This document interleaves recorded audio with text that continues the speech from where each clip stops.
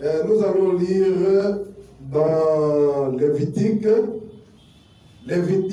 chapitre 25, à partir du 10e verset au 13e verset.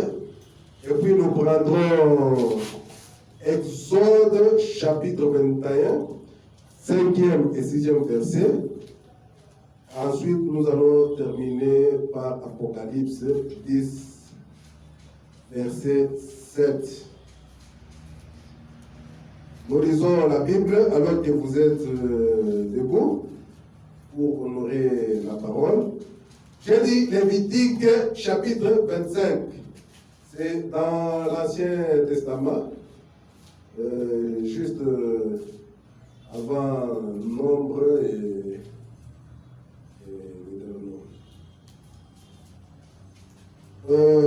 chapitre 25, verset 10. Je lis.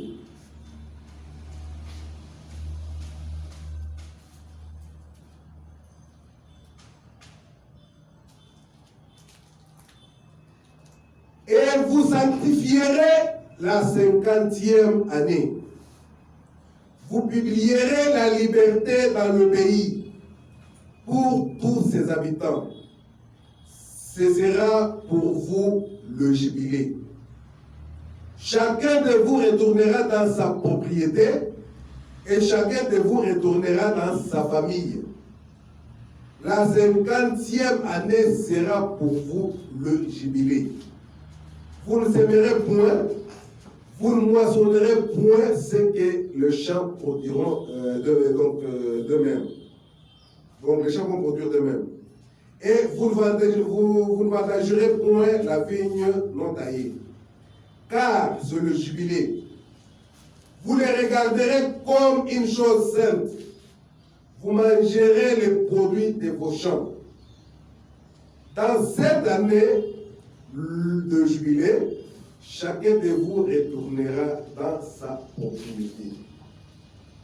Nous prenons Exode 21. Nous lisons le 5e verset et puis le 6e verset. Si l'esclave dit, j'aime mon maître, ma femme et mes enfants, je ne veux pas sortir libre, alors son maître le conduira devant Dieu et le fera approcher de la porte ou du poteau. Et son maître lui percera l'oreille avec un poinçon. Et l'esclave sera pour toujours à son service. Nous terminons avec Apocalypse 10, verset 7. Apocalypse chapitre 10, au verset 7. Mais au jour de la voix du 7e ange, quand il sonnerait de la trompette, les mystères de Dieu s'accompliraient comme il l'a annoncé à ses serviteurs, le prophète. Que le Seigneur ajoute des bénédictions à la lecture de sa parole. Amen. Vous pouvez vous asseoir. Encore une fois, je vous salue tous pour notre Seigneur Jésus-Christ. Merci d'être venus. Nous sommes ici non pas pour se voir les uns les autres, mais nous sommes venus au rendez-vous du grand roi. Alléluia. Maraligé à sa table. Aujourd'hui, nous avons un petit sujet qu'on va tous partager. Le sujet, c'est la trompette du jubilé. La trompette du jubilé. Si nous lisons dans Exode, depuis les début là, vous verrez qu'il y a des trompettes qui sont sonnées. Toutes les trompettes ne disent pas la même chose. Il y a des trompettes qui appellent au rassemblement, d'autres trompettes pour la guerre, d'autres trompettes pour la fête, d'autres trompettes, et chaque trompette sonne d'une certaine manière, de façon que la personne qui entend puisse savoir de quoi il s'agit. Là, c'est la guerre, on peut entendre, non, là, c'est la guerre. Il faut déjà se préparer. Alléluia. Amen. Mais aujourd'hui, nous ne parlons pas des autres trompettes. Ici, nous parlons de la trompette du jubilé. C'est ce qui nous intéresse aujourd'hui.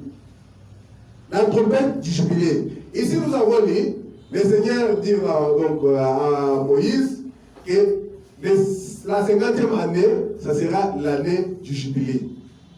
La trompette va sonner, et quand la trompette sonne, ça sera le temps pour tous les esclaves d'être libérés. Et la 50e année là, c'était après 7 sabbats. Mais à chaque sabbat, à la 7e année, il y avait toujours aussi une trompette qui sonnait et la personne pouvait être libre parce que la personne ne peut pas être esclave pendant 50 ans en train de travailler, il va se fatiguer. Et chaque 7 ans, il y avait une trompette. Et après 7 sabbats, il y avait maintenant 7 trompettes là qui sonnaient à la 50e année, c'était encore les grands jubilés. Alléluia! Et aujourd'hui, nous sommes en train de voir ce que c'est que la trompette du jubilé. Nous lisons dans la fête des trompettes, nous ne parlons pas des fêtes des trompettes en général, nous parlons de la trompette du jubilé. Quand le temps viendra pour parler des trompettes, on parlera, parce que chaque trompette a toujours une signification. Ici, nous parlons de la trompette du jubilé. Parce que quand la trompette du jubilé sonne et que la personne ne sait pas identifier c'est quelle trompette qui a sonné, il risque de rester là esclave. Parce qu'il ne saura pas que c'est le temps de jubilé et de sortir. Frère Branham dit dans la fête des trompettes, c'est prêché le 19 juillet 1964. À partir du paragraphe 103, nous allons lire 103 jusqu'à 106. Le prophète dit, quand la trompette sonne, ça annonce toujours un événement. Mais ici, notre événement qui nous concerne, je dis bien que c'est l'événement du jubilé. Frère Madame dit ceci. Maintenant, remarquez, les trompettes dont nous parlons, c'est un appel au rassemblement. Soit pour une fête, soit pour une guerre, soit pour une personne, soit pour un jour sacré. Alléluia. Comme la Sainte Convocation, là, il y avait aussi une trompette pour la Sainte Convocation. Alléluia. Donc, il y avait chaque type de trompette signifiait quelque chose. Toutes les trompettes ne sonnaient pas de la même manière. Le prophète dit, soit pour un jour sacré, ou pour quelque chose du même genre. Remarquez, vous dites, pour une personne, parce qu'il a dit, ça peut sonner. Pour le rassemblement, soit pour une fête, soit pour une guerre, soit pour une personne. C'est comme du temps de Joseph quand il était en Égypte. Quand Joseph sautait, la trompette sonnait. Et tout le monde a génié parce que Joseph sonne. Alléluia. Amen.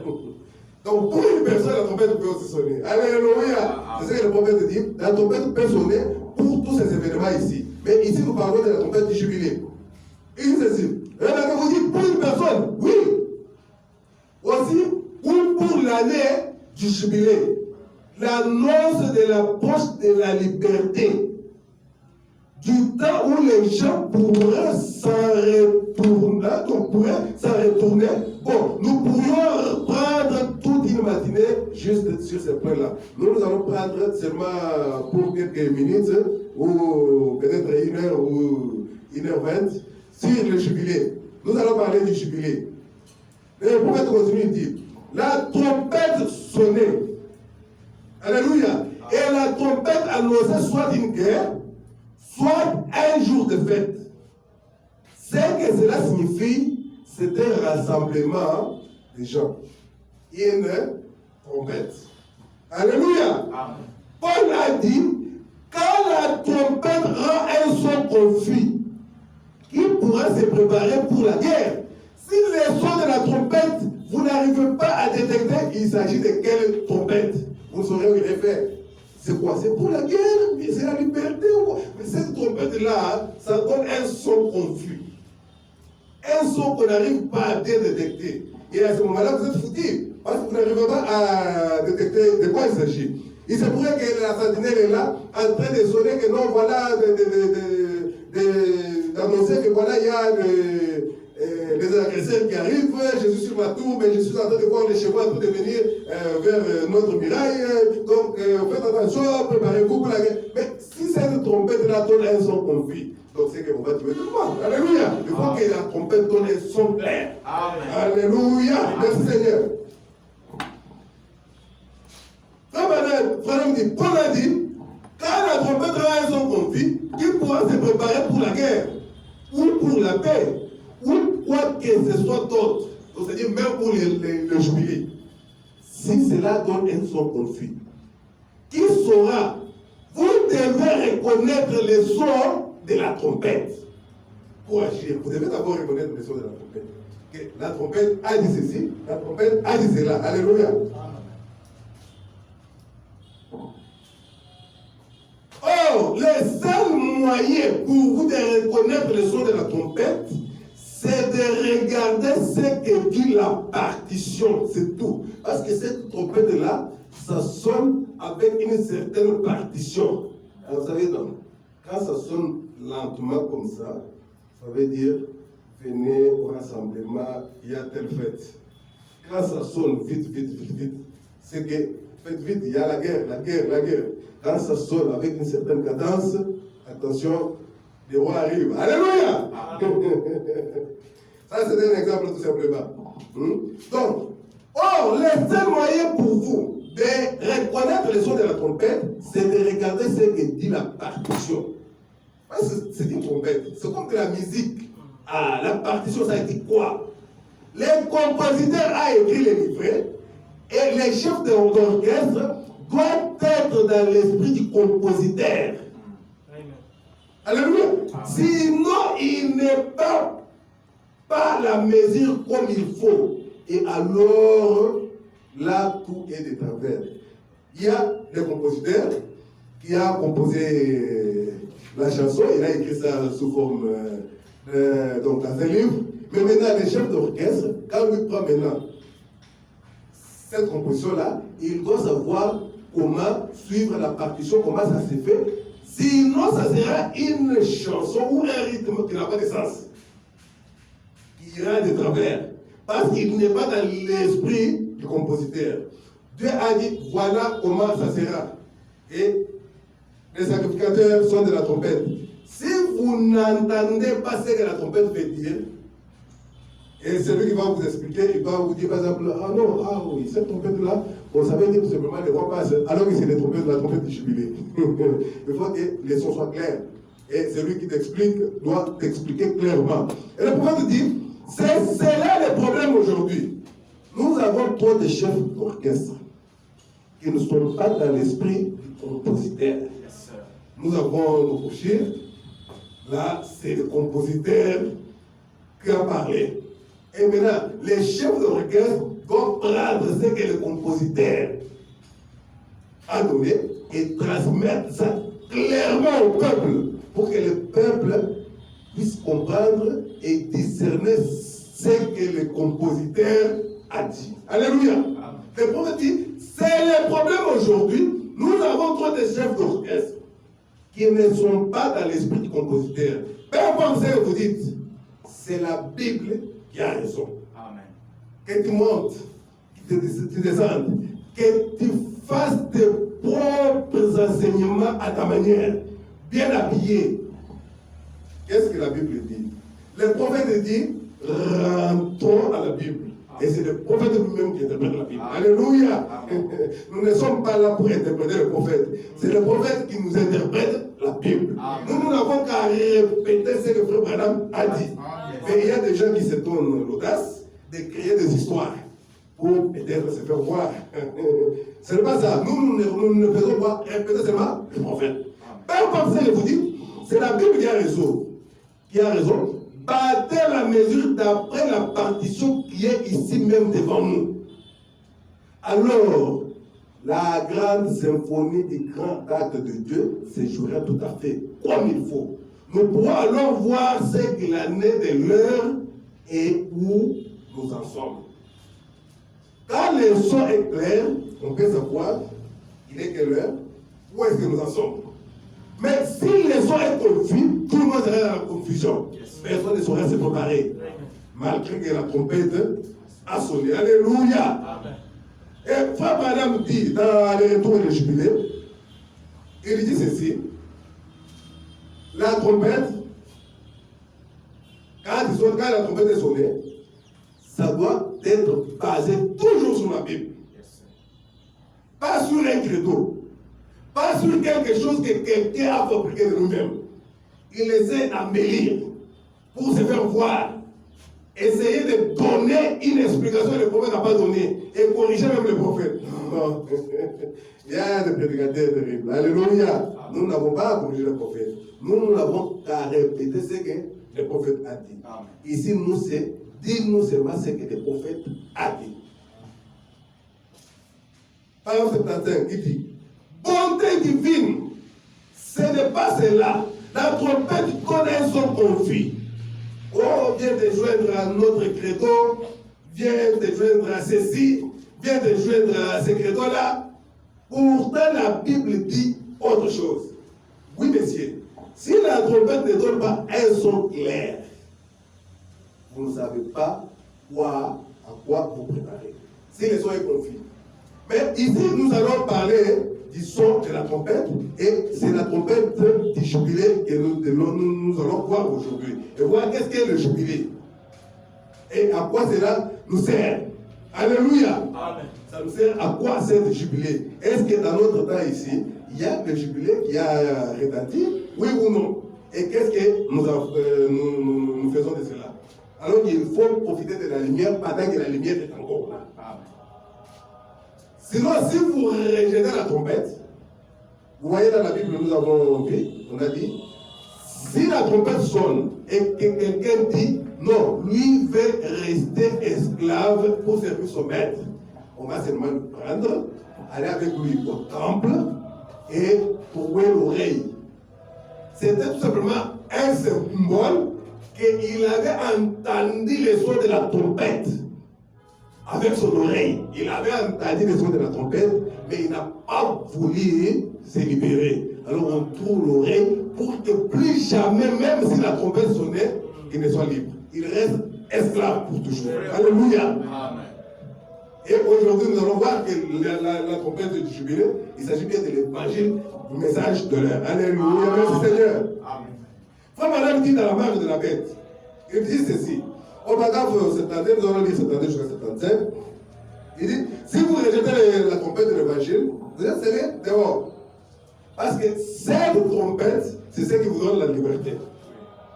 Il dit, permettez-moi de vous donner un petit passage des Écritures, ici juste pour une minute.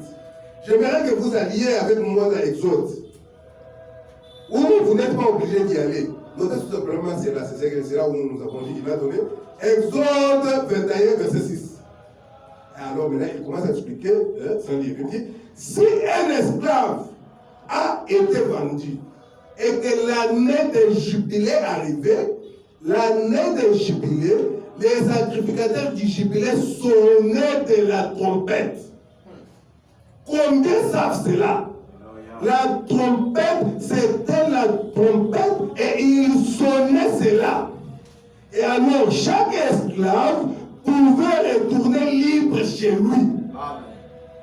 Même s'il était là en train de, avec sa roue ou bien la machette en train de travailler là, dès que la trompette sonne, il laisse tomber la machette, il regarde son bourreau et dit, Amen. Je suis libre. Tu n'as aucun droit sur moi. Je rentre chez moi dans ma maison. Alléluia. Dans ma patrie, dans ma propriété. Alléluia. Amen. Merci Seigneur. Et vous avez dit ceci. S'il était là dans un champ, en train d'abattre avec la roue, et que quelqu'un était à la fouetter, il était là à le fouetter, et qu'il entendait, c'était quoi? La trompette de l'évangile annonçant de bonnes nouvelles. Donc, la personne est là, en train de faire ce qu'il est en train de faire, parce qu'il était esclave, on était en train de le fouetter, mais quand il entend seulement le son de la trompette, et le prophète dit, la trompette de l'évangile. Parce que nous devons actualiser ce qui s'est passé là-bas en Israël. L'esclave, dès que la trompette du jubilé sonnait, il sortait libre. Il laissait tomber la roue. Il laissait tomber, même s'il avait 50 vaches qu'il était en train de perdre, il les laisse, il part. Et le propriétaire de vaches ne va pas dire, mais pourquoi il fallait revenir à la maison, mais remettre mes vaches? Non, il part. Il dit, je suis libre. Parce que c'était la loi que Dieu avait établie. La trompette de l'évangile annonçait de bonnes nouvelles. Il jette cette roue par terre. Se retourne directement et dit, tu n'as plus à régner sur moi. Yes, là, il regarde maintenant sur son maître. Il dit, tu n'as plus à régner sur moi. Amen. Je retourne auprès de ma femme et de mes enfants. Yes, j'ai été vendu ici dans l'esclavage. Mais avant quoi, on a dit cette trompette qui rentre dans le dit. Alléluia. Je parle. Amen. Ce n'est pas si vous faites telle chose ou si vous faites telle autre. Voyez, tout était grâce. Dieu avait déjà établi ça. Ce n'est pas parce que la personne a fait ceci ou bien il a fait cela, c'est parce qu'il a mérité. Non, non, Dieu a établi ça par grâce seulement. Parce qu'il a trouvé que la personne ne pouvait pas rester esclave éternellement. À moins que la personne elle-même accepte de rester esclave. Alléluia. Et à ce moment-là, on l'a mené au poteau et on trouvait l'oreille. Plus jamais, même si la trompette sonnait comme ça tout près de lui, il ne pouvait jamais rentrer libre. Il est esclave pour toute la vie. Amen. Merci Seigneur. Ce n'est pas si vous le voulez, mais si vous entendez la trompette en l'année du jubilé, vous êtes libre. Amen. Libre. Alléluia. Ici, le prophète dit entendre là, c'est comprendre. Yes, sir. Parce que quelqu'un d'autre peut avoir entendu le son de la trompette, mais il n'a pas pu comprendre ce que la trompette voulait dire. Il reste esclave. On peut dire quelque chose ici, là. Et tout le monde entend. Et si on demande, est-ce que tu as compris? Oh non, non, j'ai entendu ce que tu as dit, mais je n'ai pas compris. Et l'autre peut comprendre ce que... Et c'est ce que le prophète dit. Entendre, c'est comprendre. Mais si vous entendez la trompette, voyez, entendre, la foi vient de quoi? De ce qu'on entend. Parce que quand il entend la trompette, cela lui donne la foi pour accepter sa liberté. La foi vient de ce que l'on entend. Eh bien, non pas juste entendre avec vos oreilles, mais si vous entendez, ça veut dire que vous comprenez cela et vous acceptez cela. Parce que vous pouvez entendre, peut-être aussi comprendre, mais sans accepter. Il dit non, moi je préfère servir mon maître parce que chez lui, on fait chaque matin, il y a des omelettes. Il y a aussi, et le soir, nous mangeons. D'ailleurs, nous mangeons chez notre maître, on mange 3 fois par jour. Bon, je préfère rester esclave pour manger. Alléluia, seulement pour manger. Je préfère rester esclave. Alléluia. Il s'agit d'entendre. Et Dieu a dit, vous, hommes au courant, incirconcis de cœur et d'oreilles. Ils pouvaient entendre cela avec leurs oreilles. Mais étant incirconcis, ils ne pouvaient pas croire cela. Ils étaient incirconcis d'oreilles et de cœur. Ils pouvaient entendre, mais ne pas croire. Parce que c'est le cœur qui croit. Alléluia. C'est ce que le frère Branham dit ici. Mais étant incirconcis, ils ne pouvaient pas croire cela. Voyez-vous? Incirconcis de cœur et d'oreilles. Comprenez-vous cela? Oh! Tout est mystère pour moi. La personne ne comprend toujours pas. C'était comme Caïn. C'est apprendre ou à laisser. J'ai adhéré à une église. C'est tout ce que je peux faire de bien. Très bien. Le prophète dit, Caïn, vous avez adhéré. Il dit, mais vous serez marqué par la bête. Et vous allez droit dans votre dénomination. Mais vous pouvez venir à Christ et être scellé par le Saint-Esprit. Vous pouvez faire votre choix. Amen. Quand la trompette sonne, soit vous entendez et vous comprenez ce que la trompette dit, ensuite vous acceptez cela. Si vous n'acceptez pas, il n'y a que des choses. Vous rejetez, c'est la marque de la bête. Vous acceptez, c'est le son de Dieu. Alléluia. Et le son de Dieu, c'est le Saint-Esprit. Amen. Amen. Vraiment, on continue, il dit. Paragraphe 74, toujours la marque de la bête, donc 17 février 1961. Eh bien, qu'arriverait-il si cet homme disait, tout en coupant, il disait, eh bien, je ne pense pas que je vais partir. Oh, rejeter cela. Qu'est-ce qu'on faisait si la personne rejetait la chose? Le prophète dit, son maître devait donc l'amener à l'église, que ça pouvait être l'église méthodiste, ça pouvait être l'église baptiste, ça pouvait être l'église pentecôtiste ou l'église presbytérienne. L'amener là, au mur, qu'on laisse son oreille contre le mur. Prendre un pinceau et percer les trous à l'oreille pour le marquer. Et il ne serait plus jamais libre. Si les sons de la trompette sonnent et que vous n'arrivez pas à comprendre cela, ou vous avez compris mais vous refusez, vous rejetez cela, on vous amène seulement à l'église.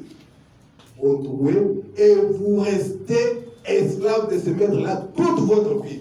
Et si vous entendez la vérité et que vous vous en éloignez, alors votre oreille va être bouchée et vous n'entendrez plus jamais la vérité de quoi? De l'évangile. La parole de Dieu dit ceci, vous avez écouté et vous avez su ce que la vérité, mais vous faites autre chose. C'est ce que la Bible nous dit dans Hébreux 10 au verset 26. Il dit ceci, si on pêche volontairement, après avoir reçu la connaissance de la vérité, il ne reste plus de sacrifice pour le péché. Hébreux 10, 26. Il dit, si l'on pêche volontairement, après avoir reçu la connaissance de la vérité, on sait que c'est la trompette des jubilés, mais on refuse d'être libre. Il n'y aura plus de jubilé pour toi. Alléluia. On trouve l'oreille et c'est fini. C'est pour toujours. Et vous quitterez la présence de Dieu en disant, oh ma mère était presbytérienne. Je suis aussi bon que les autres. Votre mère a vécu dans toute la lumière qu'elle avait reçue. Mais ce n'est pas votre cas. Amen.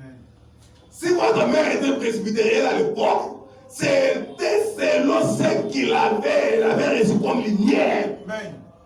Et la lumière dans chaque âge se déplace. Alléluia. Amen. Merci Seigneur. Lisons ce que le Seigneur Jésus-Christ lui-même dit ici.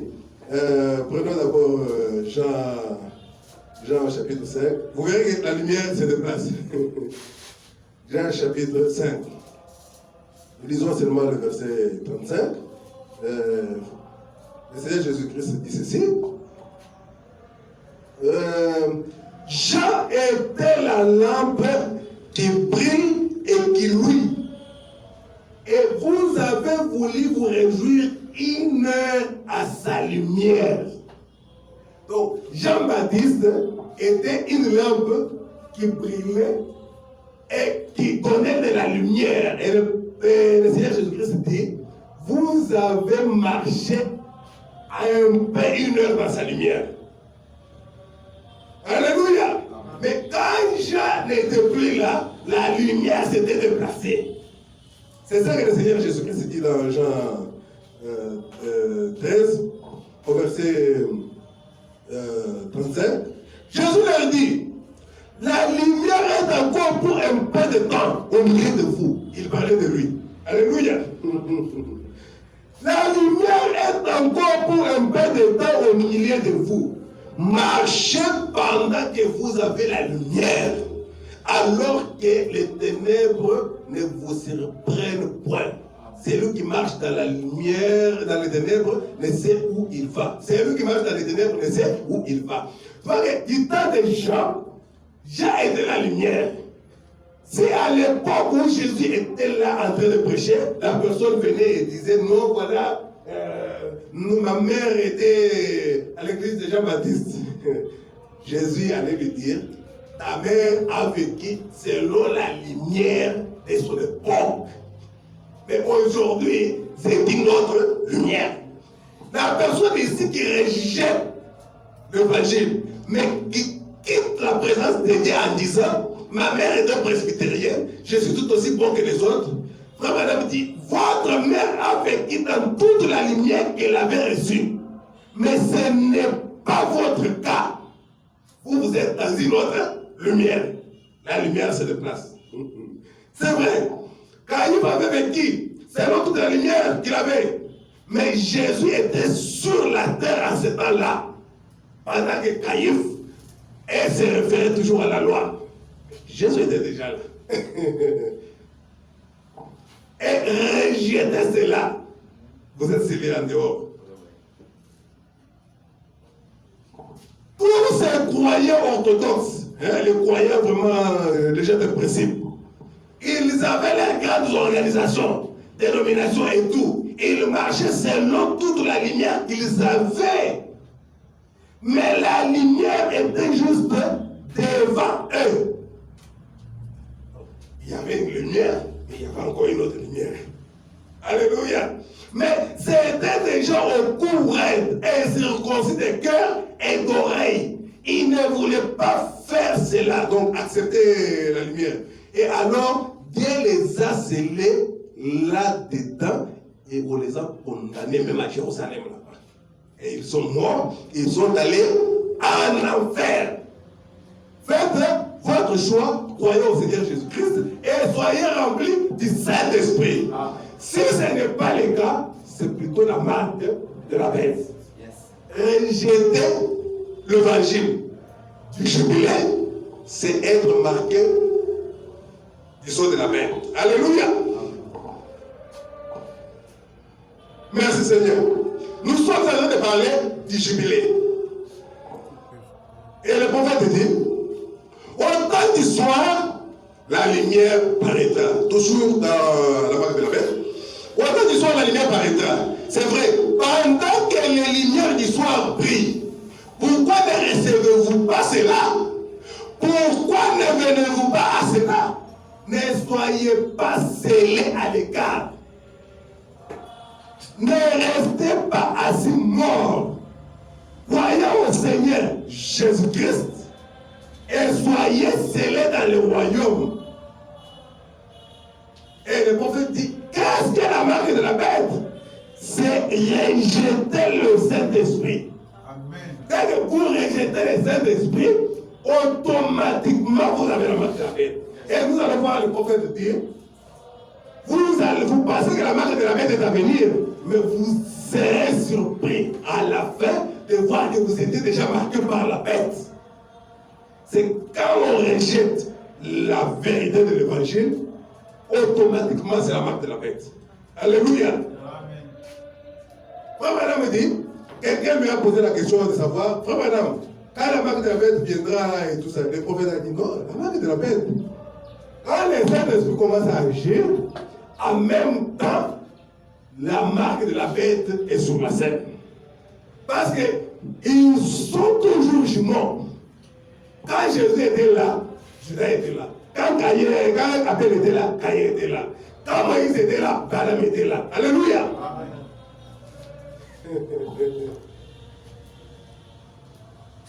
Écoutez ce que le frère Branham dit. Dans la prédication des sauves de l'Antéchrist, c'est prêché le 11 mars 1957, paragraphe 42.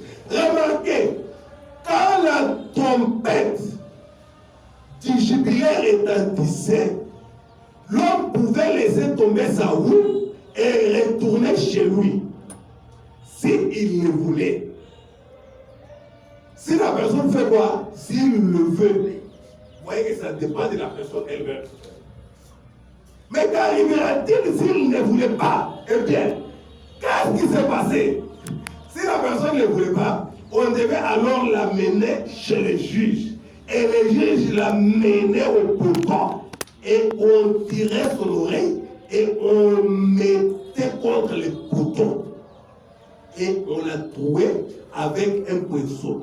Et dès lors, plus jamais c'était un signe qu'il ne pouvait plus jamais entendre les jubilés.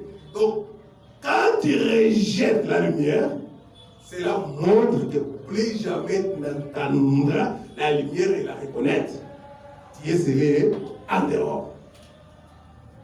En dehors de quoi? Du royaume.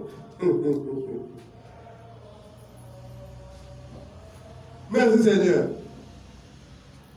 Et dès lors, plus jamais, c'était un signe qu'il ne pouvait plus jamais entendre le jubilé. C'était fini. Peu importe combien de jubilés il pouvait connaître, il ne pouvait plus le faire, donc c'est-à-dire sortir comme libre. Car il était marqué ayant rejeté cela.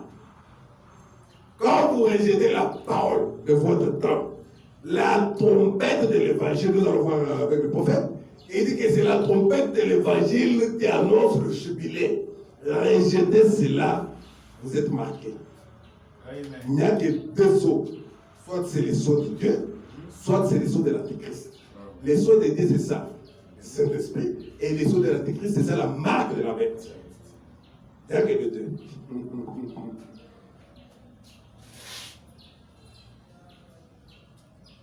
Peu importe combien de jubilés il pouvait connaître, il ne pouvait plus le faire car il était marqué ayant rejeté cela. Ce n'est pas qu'il ait écrémé frère.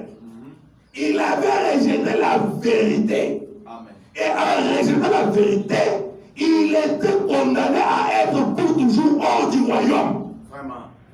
Quand la vérité vous est présentée, et rejeter cela, vous êtes scellé en dehors du royaume. Alléluia. Et en rejetant la vérité, il était condamné à être pour toujours hors du royaume du jubilé, où l'on retourne à la communion. Donc c'est le royaume du jubilé. Quand vous rejetez quoi? La vérité. Et la vérité aujourd'hui, c'est le message de l'heure. Alléluia. Vous ne trouverez pas la vérité nulle part ailleurs. La vérité est une seule. Alléluia. Amen.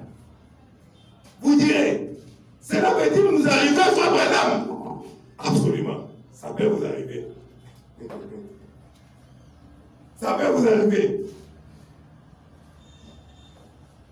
Je vais essayer d'être un peu plus court parce qu'il fait chaud et que les gens puissent ne pas trop se fatiguer. Et nous prendrons quelques exemples sur des gens qui n'ont pas reconnu, et ceux qui ont reconnu leur liberté, et ceux qui n'ont pas reconnu leur liberté. Alléluia. Amen.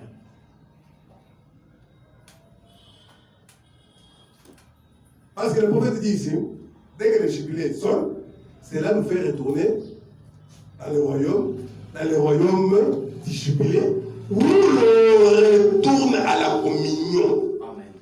Tu vois que quand la personne est là-bas chez son maître, il n'est pas avec sa famille, éloigné de sa famille.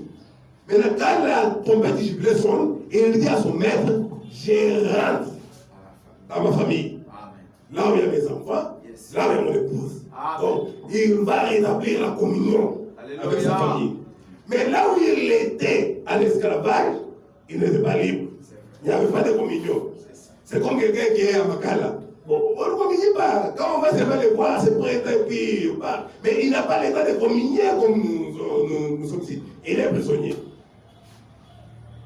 Les retours et les jubilés, le prophète dit au paragraphe 51, le son de la trompette, oui messieurs, mais si vous avez vendu votre héritage, si vous avez tout vendu, et que vous avez fait ces choses, qu'est-ce que je vous dis? Retournez. Parce que vous pouvez avoir tout vendu, même votre poids de messe. Le prophète dit, quand la trompette sonne, quel que soit ce que vous avez fait, retournez. Mais si vous ne voulez pas, au moment où la trompette sonne, c'est terminé pour toi. Yes, sir. Tu ne retourneras plus jamais. Mais si vous avez vendu votre héritage, si vous avez vendu tout et que vous avez fait ces choses, je vous dis de retourner. Si vous êtes joint à un certain culte qui essaye de vous garder loin de la communion fraternelle avec les autres frères, abandonner cette chose-là. Amen. C'est le jubilé. Amen. Alléluia. Amen. Quand il y a le jubilé, il y a le rétablissement de la communion. Amen. Amen. Le prophète dit, je me sens religieux. Retournez, c'est le jubilé. Amen. Ne laissez pas cela passer. Souvenez-vous, ne laissez pas cela passer. Quand la trompette du jubilé sonne, ils vont en profiter. Parce qu'après l'avoir entendu, c'est fini pour toi. À moins que la trompette avait sonné, tu n'étais pas là, tu n'as pas entendu ou quelque chose comme ça. Mais tu as entendu. C'est ça que la Bible dit. Ceux qui ont été une fois éclairés. Alléluia. Et tu pêches volontairement. Il n'y a plus de sacrifice pour les péchés. Ils ont foulé au pied le sang de l'alliance. Alléluia. Amen. Les sang qui nous ont rachetés, ils ont foulé ça au pied.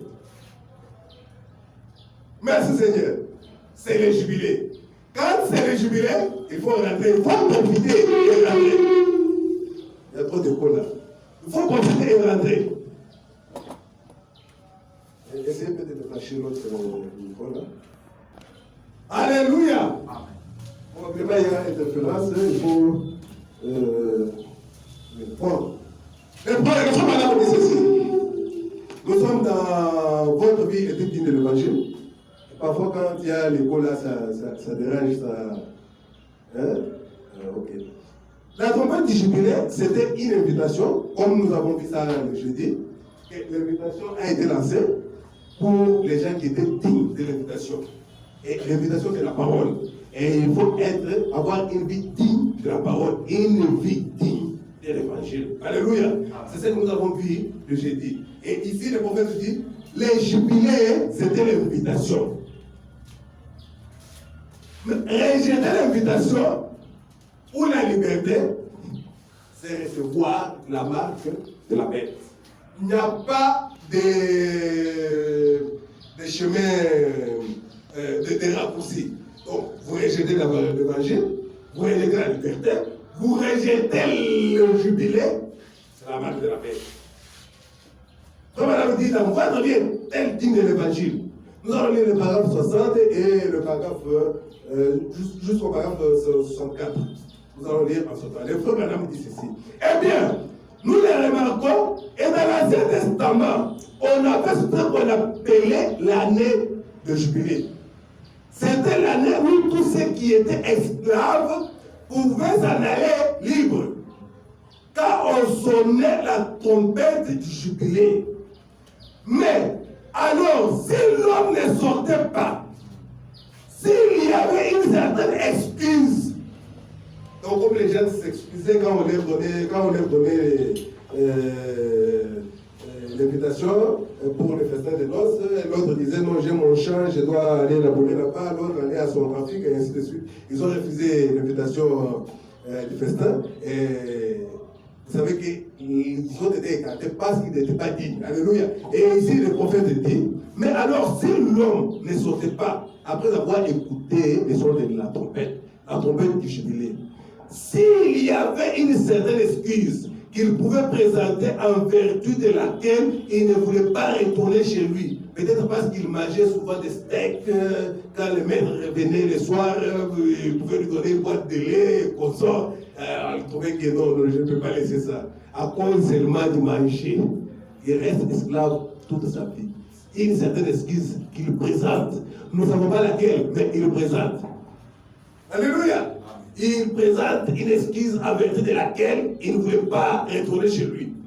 On devait alors le marquer à l'oreille, à l'aide d'un poisson, au poteau du temple. Parce que la trompette a été sonnée par les sacrificateurs de la trompette du jubilé. Alléluia. On les marquait au poteau du temple. Et alors, peu importe le nombre de jubilés qui suivaient, cet homme était vendu. Quelqu'un à qui vous présentez la vérité, regardez la vérité. C'est ça, noir sur blanc, c'est que la Bible dit. Et la personne regarde, il trouve que c'est effectivement ça, c'est que la Bible dit. Ça, c'est ce que le prophète a dit. Il refuse d'accepter cela. Marqué. quelle que soit la chose qui sera prêchée, quelle que soit, même si la prédication est apportée avec démonstration, avec puissance, avec tout ce que vous voulez, cette personne-là est déjà scellée. Vraiment. Il n'entendra plus jamais. Peut-être vous trouvez que non, c'est un peu bon, hein? Comment il ne va pas comprendre? Oui, il y a des gens qui vont rester comme ça. Et vous vous demandez vous-même, mais il connaît ça, mais comment? Mais il est déjà scellé en dehors. Alléluia. Peu importe le nombre de jubilés qui suivaient, cet homme était bandit. Il ne pourrait plus jamais recouvrir son statut de citoyen en Israël. Vraiment. Il est un esclave. Il restait esclave. Qu'a-t-il fait? Il a rejeté son invitation. Amen. Et s'il refusait de le faire, alors il n'avait plus de portion en Israël. Et sa propriété était donnée à quelqu'un d'autre. Vous vous rappelez que l'autre fois, nous avons lu avec vous ici le prophète dit, Dieu peut vous avoir préparé pour la vie éternelle. Mais si vous rejetez cela, quelqu'un d'autre va vous remplacer. Amen. Vous vous rappelez, nous avons lu ça. La vie éternelle, quelqu'un d'autre te remplace à la place de la vie éternelle. C'est grave. Et celui-ci n'aura pas de portion en Israël et sa propriété a été donnée à quelqu'un d'autre, sa propre propriété. Parce qu'il a rejeté l'invitation. Et le frère Branham continue, il dit, oh, la même chose dans le naturel s'applique au spirituel. C'est-à-dire que si nous, en tant qu'héritiers de la vie éternelle, nous entendons l'évangile et reconnaissons que c'est la vérité, si nous rejetons cela et que nous refusons de nous y conformer ou d'écouter cela, nous recevons la marque de la bête. Alléluia. Alléluia. Voilà, me dit, ceci s'applique dans les spirituels. Quand nous écoutons l'évangile et nous reconnaissons que c'est la vérité, et nous rejetons cela, et nous refusons de nous y conformer. Regardez ce que le prophète a dit. Oui, j'ai vu. Ah, mais on connaît seulement. Ah, on ne voit pas seulement, mais vous êtes en dehors déjà. Alléluia. Eh bien, quelqu'un a dit, eh bien, madame, il y aura la marque de la bête. Cela viendra un jour. Permettez-moi de vous le dire. Elle est déjà venue. Vous voyez, aussitôt que les Saint-Esprit commencent à descendre, la marque de la bête se met à opérer. Vraiment. Ce n'est pas que la marque de la bête viendra après, comme les gens attendent. Le moment où la marque de la bête va venir, et ils commencent même à prendre les vaccins de Covid, dire que non, c'est ça la marque de la bête. C'est l'ignorance. Je pense que ce matin, quand on suivait la prédication du prophète sur les choix d'une épouse, et il parlait juste au début là, que je dois aller pour prendre mon vaccin de rappel de la fièvre jaune. On m'a encore fait attendre, bon, il faut que j'attende, je dois aller prendre encore mon vaccin de fièvre jaune. Là, c'est le prophète. Mais ici, on vous dit par certaines personnes, oh non, c'est ça la marque de la bête. Dès qu'on vous injecte seulement les vaccins là, c'est la marque de la bête. Non, ce n'est pas ça. Le prophète dit, la marque de la bête opère au même moment que le Saint-Esprit sur la terre. Amen. Parce qu'ils sont toujours jumeaux. Alléluia. Quand Jésus était là, Judas était aussi là. Amen. Merci Seigneur. Mais de toutes les façons, nous n'avons que deux choix. Soit tu acceptes, tu as le Saint-Esprit, soit tu refuses l'évangile, la vérité, tu y as la marque de la bête. Il n'y a pas de demi-mesure. Voilà que ce soit toi. Vous voyez, vous n'avez que deux choses. L'une, c'est accepter cela et recevoir les sceaux de Dieu. L'autre, c'est rejeter cela et prendre la marque de la bête. Rejeter les sceaux de Dieu, c'est recevoir la marque marque de la bête. Donc c'est automatique. Tu rejettes, tu reçois. Alléluia. Est-ce que tout le monde comprend? C'est ce que le programme demande. Rejeter les sceaux de terre, c'est recevoir la marque de la bête. Car la Bible dit que tous ceux qui ne furent pas scellés du sceau reçurent la marque de la bête. Donc tout le monde doit avoir un sceau. Soit c'est le sceau de Dieu, soit c'est le sceau de l'Antichrist. Soit c'est le Saint-Esprit, soit c'est la marque de la bête. Personne ne dira, non, non, moi je n'ai rien. Non, soit le Saint-Esprit, soit la marque de la bête. Et si tu acceptes l'évangile, et que tu es dans le processus là du Saint-Esprit, tu es sur le chemin. Alléluia. Amen. Tu acceptes. Tu passes par la justification. Ensuite la sanctification. Le baptême du Saint-Esprit. Tu es adopté. Alléluia. Tu es sur le droit chemin. Mais rejeter la vérité, vous avez directement la marque de la vérité. Amen. Quand la trompette sonnait, tous ceux qui voulaient devenir libres pouvaient le devenir. Alléluia. Ceux qui ne voulaient pas étaient marqués. Vous avez compris ce qui s'est passé lors du jubilé. Tu refuses d'être libre, tu es marqué. À cette oreille qui a entendu la leçon de la trompette, on trouve ça, on trouve l'oreille. Un signe que même si il y a encore des trompettes de jubilé qui vont sonner, terminé pour vous. Vous êtes déjà marqué. Frère Madame continue, il dit ceci. Tous ceux qui voulaient devenir libres pouvaient le devenir. Ceux qui ne le voulaient pas étaient marqués. Eh bien, vous voyez, la marque de la bête, si nous en parlons comme un événement dans le futur, c'est lorsque cela va être rendu manifeste que vous vous rendrez compte que c'est ce que vous aviez déjà reçu. Il dit, la marque de la bête, nous parlons de ceci comme un événement dans le futur. Mais c'est lorsque cela sera rendu manifeste que vous allez vous rendre compte que c'est ce que vous aviez déjà reçu là, c'était la marque de la bête. Vous avez rejeté l'évangile. Alléluia. L'évangile qui est la lumière de votre temps. Parce que du temps déjà, Jésus a dit, vous avez marché dans sa lumière pendant 1 heure. Vous vous êtes réjouis dans la lumière des gens. Et Jésus était une autre lumière. Alléluia. Amen. Mais il y a des gens qui, quand la trompette sonne, il y avait d'autres personnes qui étaient dans des villes fortifiées. Dans ces villes fortifiées-là, vous êtes esclaves pour toujours. Même si le son de la trompette sonnait, vous ne pouvez pas sortir. Et dans le spirituel aujourd'hui ici, il y a des gens qui sont dans un système. Vraiment. De telle sorte que même si l'évangile leur est présenté, ils ne peuvent jamais changer. Un système, c'est quelque chose de grave. Un système, un credo, un dogme. Donc, vous êtes là dans un système. C'est le prophète dit dans la fête de trompette, au 86, il dit, surveillez le son de la trompette pendant quelques minutes. C'est qu'elle proclame. Parce qu'on a dit que le son de la trompette, il y a plusieurs événements que cela peut, selon la partition que cela donne.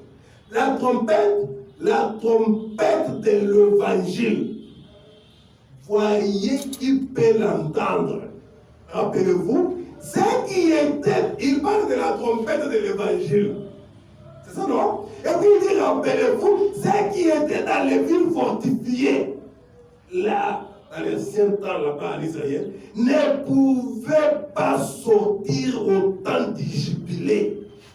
Non, messieurs, ils étaient enfermés entre le mur. Ils y restaient. C'était terminé. Ils étaient esclaves jusqu'à la fin de leur vie. Il peut même vous dire que je préfère commenter ici. Alléluia. Et ils devaient être marqués. Ils devaient être marqués. Pourquoi? Ils avaient rejeté. la chose. Mais il est dans un système où il ne peut pas sortir. Parce qu'il y a toujours des choses. Soit tu as la marque de la bête, soit tu as le Saint-Esprit. Et il y a deux catégories de gens. Ceux qui ont la marque de la bête, ceux qui ont le Saint-Esprit. Alléluia. Amen. La nouvelle naissance commence par la repentance. Alléluia. C'est déjà une étape. Mais cette personne-là n'est pas encore remplie du Saint-Esprit. Mais il est déjà sur le chemin du Saint-Esprit. Ça commence par la repentance. Alléluia. Amen. La justification, c'est une des étapes de la nouvelle naissance. La sanctification, c'est encore une étape plus évoluée de la nouvelle naissance. Le baptême du Saint-Esprit, c'est que la nouvelle naissance a été agréée et cela est scellé. Et ensuite, Dieu te place. Alléluia.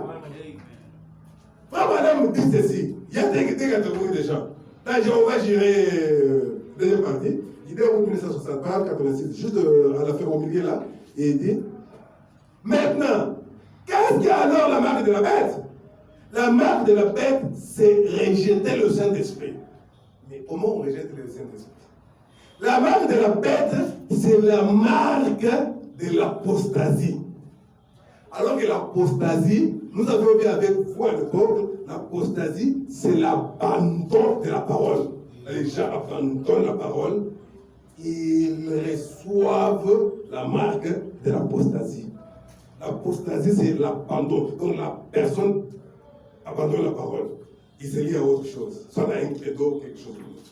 Souvenez-vous, autrefois, quand la trompette, quand l'année de jubilé venait et que la trompette sonnait, chaque esclave avait le droit de s'en aller libre. Mais s'il ne choisissait pas de s'en aller libre, parce que c'est aussi le choix, tu dois faire le choix, soit d'accepter, soit de refuser. Je vais dire, on va prendre 3 exemples pour terminer. Il se dit, souvenez-vous, autrefois quand l'année de jubilé venait et que la trompette sonnait, chaque esclave avait le droit de s'en aller libre. Mais s'il ne choisissait pas de s'en aller libre, il était amené au temple. Ça, nous avons vu avec vous. Et on prenait un pinceau et on perçait son oreille. Et il était marqué pour le reste de ses jours. Et c'était quoi? Le prophète dit à l'oreille. Quand Dieu vous appelle à recevoir le Saint-Esprit et que vous le refusez, alors Dieu vous marque à l'oreille de telle sorte que vous ne désirerez plus jamais essayer de le faire. Donc vous n'aurez même plus envie là d'avoir le Saint-Esprit. Parce que vous êtes marqué. Alors, c'est la marque de l'apostasie. Et il est dit dans la Bible qu'en ces derniers jours, il y aura 2 catégories de gens. Les uns auront la marque de Dieu, ou le sceau de Dieu, et les autres auront la marque de la bête. Et c'est juste, eh bien, ce soir, vous portez l'une de ces 2 marques. Soit le sceau de Dieu, soit la marque de la bête. Et quand vous acceptez le jubilé, là, vous êtes scellé par le sceau de Dieu. Quand vous refusez le jubilé et que vous préférez rester esclave, vous êtes scellé en dehors. Alléluia. Merci Seigneur. Écoutez ce que le frère me dit. Il dit ceci, que les gens peuvent devenir esclaves et ils se transmettent ça de génération en génération. Des femmes, donc ça va du grand-père au père, du père au fils, du fils au petit-fils et ainsi de suite. Les jubilés. Il dit ceci dans les recueils de jubilé, au paragraphe 43. Une femme disait, eh bien, je suis luthérienne. Très bien. Ma mère était luthérienne, comme nous avons dit l'autre fois là. Mon grand-père était luthérien. Abraham dit, très bien. Esclave d'une personne à une autre. Quand toi tu dis que je suis luthérien, je ne suis pas pentecôtiste. D'ailleurs, mon père, depuis tout ce temps ici, il est baptiste.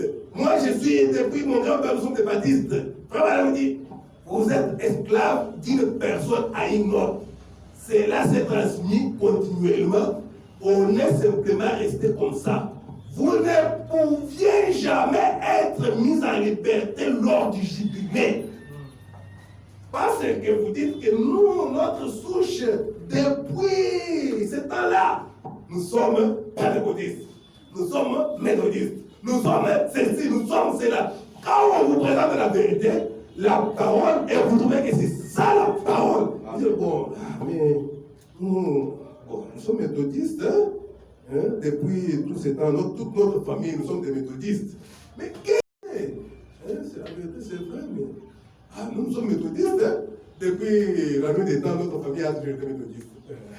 Vous êtes scellés en dehors. Alléluia. C'est juste, c'est la vérité. Ils ne connaissent pas les sons de la trompette. Ils ont tout vendu. Ils ont mis leur héritage là derrière dans une ville entourée d'un mur.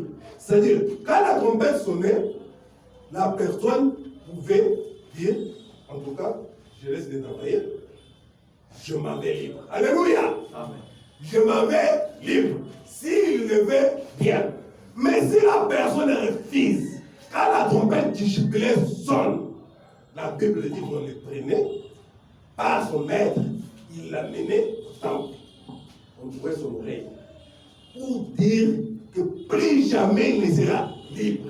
Parce qu'il avait entendu de son oreille la trompette du jubilé. Mais il n'a pas voulu devenir libre. Alors il reste esclave pour toute sa vie. Alléluia. C'est grave. Écoutez la vérité et rejetez cela. C'est ce que Paul a dit. Après avoir reçu la connaissance de la vérité, si on pêche volontairement, il n'y a plus de sacrifice pour le péché. Plus de sacrifice. Alléluia. Le problème ici, c'est quand on écoute la parole, il faut prendre position. Soit tu acceptes, soit tu refuses. Il y a que deux choses. Tu acceptes, Dieu te place, tu refuses, tu es scellé en dehors du royaume. Alléluia. Et les frères m'ont dit dans la prédication, les choix d'une épouse. C'était prêché le 29 avril 1961, au paragraphe 28. Nous allons lire le paragraphe 28, et puis nous allons aller jusqu'à 30. Il dit ceci. Toutefois, il viendra bientôt un temps où vous devrez faire un choix. Et vous ici, membres des églises dénominationnelles, croyez simplement ceci, que l'heure où vous allez, que l'heure où vous allez faire un choix est arrivée. Vous allez devoir le faire, et ce choix est pour bientôt. Et c'est aussi une chose dangereuse d'attendre jusqu'à cette dernière ère-là. Donc, c'est-à-dire, l'État est là de faire le choix. Et vous, madame, dit, c'est une chose dangereuse d'attendre jusqu'à la fin pour faire le choix. Que c'est une chose dangereuse d'attendre jusqu'à cette dernière ère-là. Car vous pourriez accepter quelque chose dont vous ne pourrez plus jamais vous débarrasser. Quelqu'un accepte quelque chose et cette chose-là, ça reste collé à lui jusqu'à la fin de sa vie. Parce qu'au moment où il devait faire le choix, il ne l'a pas fait. Et qu'est-ce que le frère madame dit? Vous avez, il y a un temps où vous pouvez être averti. Ensuite, si vous franchissez cette ligne d'avertissement, vous êtes alors déjà marqué de l'autre côté. Marqué au fer rouge. Alléluia. Quand on vous donne l'avertissement, vous avez le temps de faire votre choix. Mais vous risquez d'aller au-delà de la ligne de démarcation. Dès que vous avez franchi cette ligne, c'est une ligne de non-retour, c'est un chemin de non-retour. Vous êtes marqué. La trompette du jubilé, ça appelle les gens à la liberté. Mais quand la personne refuse de devenir libre, c'est fini. Rappelez-vous, quand l'année des jubilés est arrivée et que les sacrificateurs chevauchaient en sonnant sa trompette afin que chaque esclave puisse s'en aller libre. Mais si celui-ci refusait d'accepter sa libération, Parce que la personne doit choisir. Si la personne refuse d'accepter sa libération, on devait alors l'amener au poteau du temple. Nous répétons ça pour que cela entre. On l'amène au poteau du temple et on lui perçait l'oreille avec un pinceau. Et alors, il servait son maître pour toujours. Alléluia. Et aujourd'hui, dans les spirituels, les gens sont esclaves du péché. Quand la parole lui est présentée, c'est pour qu'il soit libre du péché et servir le Seigneur Jésus-Christ. Mais s'il refuse la parole qui lui est présentée, il reste pour toujours esclave du péché. Alléluia. Amen. Quelle que soit la parole qui sera encore prêchée pour lui, terminé. Il a déjà dépassé sa ligne de démarcation. Il y a un temps, Frère Madame dit, tu peux rejeter Dieu aujourd'hui, le rejeter encore demain. Il arrivera un moment où tu vas le rejeter pour la dernière fois. Et ça sera fini. Ce n'est pas que tu meurs. Tu rejettes Dieu pour la dernière fois et c'est fini pour toi. Tu continues à faire ta vie et comme mais c'est déjà terminé. Marqué en dehors du royaume. Alléluia.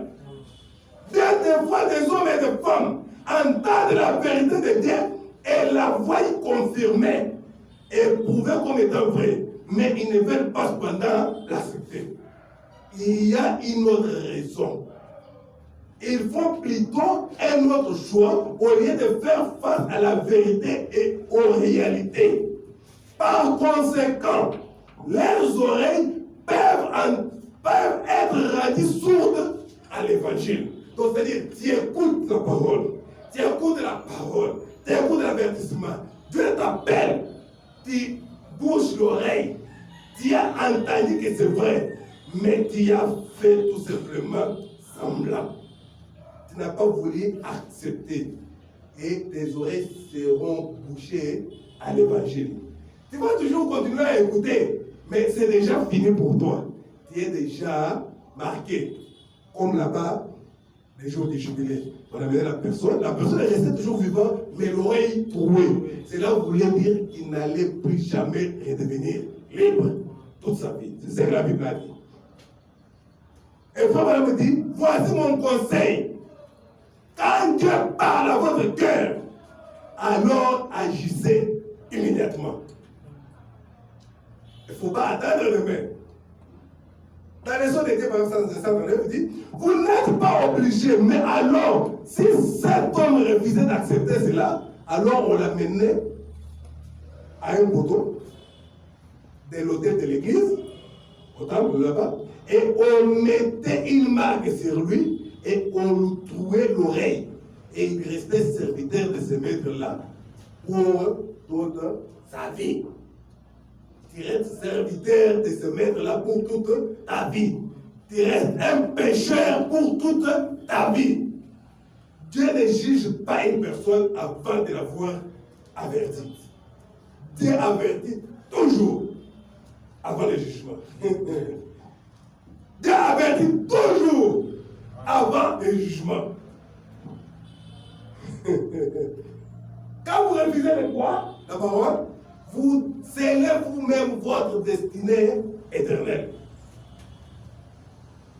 Vous scellez votre destinée éternelle. Et si vous refusez d'accepter, comme nous lisons là, vous refusez d'accepter la lumière de l'évangile, quand l'évangile est apporté dans une prédication sous la puissance du Saint-Esprit, par la Bible, vous pouvez sceller vous-même votre destinée éternelle. Comme Madame dit Amen. Quand l'évangile est prêché, vous ne voulez pas croire, vous ne voulez pas vous conformer, vous ne voulez pas accepter cela. Frère Madame dit, vous scellez vous-même votre destinée éternelle. Vous avez à faire le choix. Vous devez faire le choix. Frère Madame dit, maintenant, un homme et sa famille pouvaient retourner à leur héritage originel s'ils pouvaient entendre le jubilé, les sons de la trompette. Donc tu rentres à ta propriété. Et reconnaître cela, c'est que ça signifiait pour eux, les sons de la trompette. Maintenant, s'ils entendaient les sacrificateurs sonner la trompette, le prédicateur, donc c'est-à-dire le prédicateur en train de prêcher, la trompette, c'est l'évangile. On dit, la trompette, c'est l'évangile. Si vous entendez cette trompette et que vous ne voulez pas accepter cela, vous êtes scellés en dehors du royaume. Merci Seigneur. Vous êtes scellés en dehors du royaume. Vous pouvez devenir libre si vous le voulez bien, en écoutant la parole. Et quelle parole? Le message de la Bible. Et le message de la Bible, c'est ce que nous avons reçu aujourd'hui. Et frère madame prêche dans Entendre, Reconnaître et Agir, au paragraphe 148, il dit, et aujourd'hui, vous pouvez écouter le message de l'évangile sur la vérité. Maintenant, vous pouvez devenir libre si vous le voulez. Si vous voulez devenir libre, vous pouvez le devenir. Alléluia. C'est Dieu qui vous parle. Mais lorsque vous arrivez à cette frontière-ci, parce que nous avons aussi des chrétiens frontaliers qui sont toujours à la frontière. Parce qu'à la frontière, moindre geste qui traverse la ligne de démarcation, le chemin de retour est impossible. Alléluia. Et Dieu vous scelle de l'autre côté. Vous ne serez plus dans le royaume. Mais, lorsque vous arrivez à cette frontière-ci, vous regardez de l'autre côté, vous avez la connaissance de la vérité. Et qu'ensuite, vous vous retournez et on vous perce l'oreille et vous resterez pour toujours un croyant intellectuel. Vous serez religieux. Vous continuerez à venir à l'église, très religieux, un croyant. Vous irez même à l'église, pas de problème, mais vous ne recevrez jamais le Saint-Esprit. Alors, vous resterez esclave pour le reste de votre vie. Parce que c'est le Saint-Esprit qui nous rend libres. Libres du péché. Mais quand on reçoit la vérité, quand on la reçoit, et quand on voit la lumière, on partage la lumière. Tu vas parler à l'autre. Quand Philippe a rencontré Jésus, c'est pas arrêté là, il est allé voir Nathanaël. Il a dit, ah, Nathanaël, tu sais, on a trouvé le Messie. Oh, où là, là-bas, donc Jésus de Nazareth, il dit, oh, est-ce que quelque chose de bon peut sortir de Nazareth? Philippe n'a pas beaucoup parlé, il a dit, viens voir. Alléluia. Amen. Donc il est allé en train de partager. André est allé voir son frère, Simon Pierre. Alléluia. Pour lui parler. Quand on reçoit la vérité, on ne se tait pas. Alléluia. On parle aux autres. On a l'amour des autres. Merci Seigneur. Frère Madame nous raconte une histoire. Nous allons prendre les trois exemples et puis nous terminons. Nous allons prendre l'exemple ici des esclaves noirs qui étaient en Amérique. Et puis nous prendrons l'exemple de Johnny le Corbeau. Alléluia. Et puis on va clôturer parce qu'il fait déjà chaud là. Frère Madame dit, en ce qui concerne les Noirs qui étaient en Amérique, les jours où on devait proclamer leur liberté. C'est comme par exemple, nous sommes le 29 juin 1960, on sait que demain, le 30 juin, ça sera l'indépendance du Congo. Alors tout le monde attend que le 30 juin arrive. Que le 30 juin arrive. Dès qu'ils voient le soleil s'élever, ces jours-là, ils se disent, ok, nous y sommes maintenant indépendants. Même si la chose n'était pas encore proclamée par les Européens. Alléluia. Mais le 30 juin, tout le monde était déjà dans la joie. Alléluia. Alléluia. C'est lui qui avait la montre qui pouvait dire que non, maintenant il est déjà 6 heures. Il pouvait dire à l'autre qui n'avait pas de montre, il dit non, il est 6 heures. Donc je crois dans 30 minutes, les Européens vont entrer déjà dans la salle selon le programme du protocole. Nous sommes déjà indépendants. Alléluia. Et celui qui n'avait pas de montre dit à celui qui était là derrière, on vient de me dire bientôt là, il va entrer. Alléluia. Nous sommes déjà indépendants. C'était ça avec les Noirs américains. Quand ils savaient qu'on allait abolir l'esclavage, ils étaient impatients pour voir les jours se lever. Alors qu'est-ce qu'ils ont fait? Tellement ils étaient impatients qu'ils sont allés gravir la montagne, hein, pour être sur les sommets de la montagne et voir quand le soleil se lève. Et quand le soleil commence à se lever, ils ont dit, voilà le jour est là. Nous sommes déjà libres. Alléluia. Amen. Dans la prédication du chant des serviteurs de Dieu, prêché le 23 février 1955, au paragraphe 18, Frère dit ceci.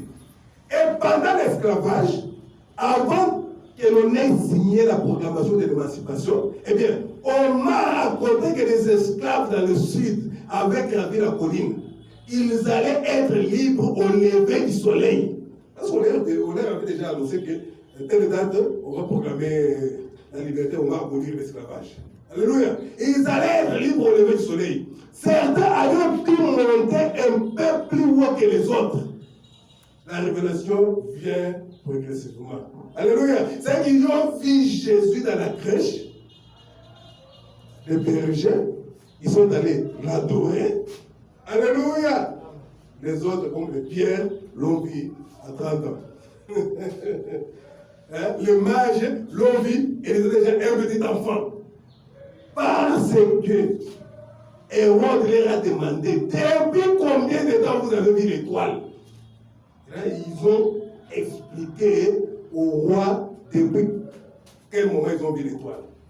Et quand les mages sont partis, il leur a dit allez adorer les petits enfants et venez aussi me former, j'irai aussi pour l'adorer. Mais dans ce cas, ce n'était pas ça, il voulait tuer l'enfant. Parce qu'il avait appris que non, c'était le roi des Juifs. Lui pensait que c'était le royaume de la terre, comme ça là, à l'époque là. Non. Alors il avait l'intention de tuer l'enfant. Selon les explications que les mages lui ont données, il a dit qu'on tue tous les enfants à partir de 2 ans en descendant. Donc c'est-à-dire qu'il était déjà un petit enfant. Il n'était pas bébé dans la crèche. Sinon, on n'allait pas tuer les enfants de 2 ans. La Bible dit, selon les temps que les mages lui ont dit, Hérode a ordonné qu'on puisse tuer les enfants à partir de 2 ans. Et il y a un autre qui, lui, ne l'a vu qu'à la croix. Un brigand. Un brigand à la croix. L'autre l'a insulté. Si tu es le fils de Dieu, fais que nous descendions de cette croix, et ainsi de suite. L'autre a regardé celui-là et a dit, mais toi, tu n'as pas honte. Nous méritons ce que nous avons fait. Lui n'a rien fait. Souviens-toi de moi quand tu seras dans le royaume de ton Père. Il a dit, ce soir même, on sera avec ton Père. Alléluia. Et il était sauvé. Et chacun rencontrait Jésus en son temps. Et c'était la lumière, la révélation qui était progressive. Et c'est ça que nous disons ici. Les autres ont monté, certains avaient pu monter un peu plus haut que les autres le jour de la libération des esclaves. Les plus vieux ne pouvaient pas monter là-haut. Les plus jeunes sont allés au sommet de la colline. Car aussitôt qu'ils verraient le soleil, ils seraient libres. Alors, ceux qui étaient montés plus haut, aussitôt qu'ils ont vu le soleil apparaître, ils ont dit, nous sommes libres! Nous sommes libres! Ils ont crié cela au groupe suivant. Celui-ci a crié, nous sommes libres! Les autres qui étaient en bas là, qui essayaient aussi de monter sur la colline, ceux qui étaient au-dessus ont vu le soleil, comment le soleil s'est levé. Ils ont dit aux autres, nous sommes libres! Et ceux qui étaient en bas là ont dit, oui, nous sommes libres! Et ça s'est communiqué comme ça. Alors, ceux qui étaient montés plus loin, nous avons dit, aussitôt qu'ils ont vu le soleil apparaître, ils ont dit, nous sommes libres. Nous sommes libres. Ils ont crié cela au groupe suivant. Celui-ci a crié, nous sommes libres. Et ils se sont transmis la nouvelle jusqu'au bas de la colline, où il y avait ceux qui n'avaient pas assez de force pour arriver jusqu'au sommet. Alléluia. Quand la lumière apparaît, tu communiques aux autres. Et les autres vont communiquer aux autres. Et c'est ça l'évangile. Alléluia. Et tout homme qui voit le Fils est libre. Vous savez ce que je veux dire? Vous voyez le Fils. Vous le voyez par la révélation que Dieu vous donne de lui. Quelle est la révélation que Dieu vous a donnée du Fils? Et quand vous voyez le Fils, vous êtes libre. Et chacun a vécu dans son âge selon ce que Dieu s'est révélé à lui. Alléluia. Et toi, tu peux dire que tu as rencontré Dieu de quelle manière? Tu dois voir le Fils et devenir libre. Le seul moyen pour vous de savoir cela, c'est quand Dieu vous le révèle. C'est cela le fondement de toutes les Écritures. La révélation. Donc, Madame dit, le fondement de toutes les Écritures, c'est la révélation. C'est là que Jésus a dit à Pierre, ce ne sont pas la chair et les sang qui t'ont révélé cela, mais c'est mon Père qui est dans les cieux. Sur cette pierre, je bâtirai mon église. Et Madame dit, il a dit que c'est sur la révélation de qui il est. Il va bâtir son église. Pas sur Pierre. Parce que les catholiques disent que c'est sur Saint-Pierre qu'il a bâti l'église. Non, non. Parce que quelques jours après, Pierre l'avait renié. Imaginez-vous une église bâtie sur un homme, Pierre, qui renie le Seigneur. Ah, vous voyez que l'église, c'est cool. Frère Madame dit, quand Pierre a dit Dieu le Christ, le Fils du Dieu vivant, Jésus a dit, ce ne sont pas ni les sang, ni la chair qui t'ont révélé cela, mais c'est mon Père qui est dans les cieux. C'est sur cette pierre que je bâtirai mon église. Alléluia. C'est donc la révélation spirituelle du Seigneur Jésus-Christ. C'est là qu'il a bâti son église. Alléluia. Et Paul a dit dans Galates que l'évangile que je vous prêche, je ne l'ai reçu pas d'un homme, je ne l'ai pas reçu d'un homme. C'est pas une révélation de Jésus-Christ. Paul n'était pas avec Jésus. Il n'était pas avec les autres apôtres. Mais il a prêché la même chose avec les autres apôtres. Et d'ailleurs, il est allé même plus. Et Pierre l'a même donné, lui a donné la même association pour dire qu'il prêche les choses difficiles. Alléluia. Mais c'est la même chose. Et Paul a reçu l'évangile par révélation. C'est sur la révélation que Jésus-Christ a bâti son église. Alléluia. Vous savez, quelqu'un peut être libre, mais sans savoir qu'il est libre. Quand la trompette sonne, c'est la trompette de la liberté. Vous devez vous lever et dire que je suis libre. Laissez tomber la houe, laissez tomber la machette, laissez tomber la charrue si tu étais au champ et sortir, dire que maintenant je suis libre, Gérald, parce que la trompette du jubilé a sonné. Si tu refuses de sortir, à ce moment-là, on t'amène à l'église, on trouve l'oreille. Dans le Lévitique, on a dit, on trouve l'oreille. Même dans l'Exode, on te trouve l'oreille. Ce qui veut dire que tu vas servir ce maître-là tous les jours de ta vie. Tu vas continuer à faire le péché tous les jours de ta vie. Servir le diable. Parce qu'on ne peut pas servir deux maîtres à la fois. Alléluia. Soit tu sers le Seigneur, soit tu sers le diable. Et le diable était esclave du péché. Alors que le Brésil est le père du péché. Alléluia. Quand madame parle donc d'une histoire pour raconter là de Johnny le corbeau. Johnny là c'était un oiseau, c'était le corbeau. Quelqu'un avait une ferme, il avait des champs de maïs et comme ça, et les corbeaux venaient quand ils quittaient le nord, ils allaient vers le sud en fuyant le vent, donc la neige et comme ça, l'hiver, ils allaient vers le sud d'abord aux États-Unis. Mais en passant, il y avait des champs, et ils entraient dans les champs là, ils commençaient à picoter le maïs. Et ainsi de suite. Et cet homme-là a dit, bon, je vais tendre un piège et attraper des corbeaux ici. Et il a attrapé un corbeau. Et il avait donné le nom à ce corbeau-là, Johnny. Johnny, les corbeaux. Alléluia. Alors, maintenant, il utilisait maintenant les corbeaux-là comme un éventail. Il a tout simplement lié ses pattes, et juste à la clôture, Bon, maintenant, chaque fois qu'il faisait des mouvements pour s'envoler, pour il n'arrivait pas, quand les autres oiseaux passaient, ils regardaient, ah, celui-là est en difficulté, c'est qu'il y a un danger ici. Ils ne descendaient pas pour picoter le maïs. Alléluia. Mais un jour, un homme de bonne volonté est passé par là. Un homme de bonne volonté. Il a trouvé Johnny le corbeau qui était déjà affamé. Il ne mangeait pas. Il mangeait seulement s'il pouvait être tout autour de lui là. Seulement ça, c'est fini. Il était fatigué. Et un homme de bonne volonté s'est approché. Alléluia. Il a délié le corbeau. Il a dit maintenant tu es libre.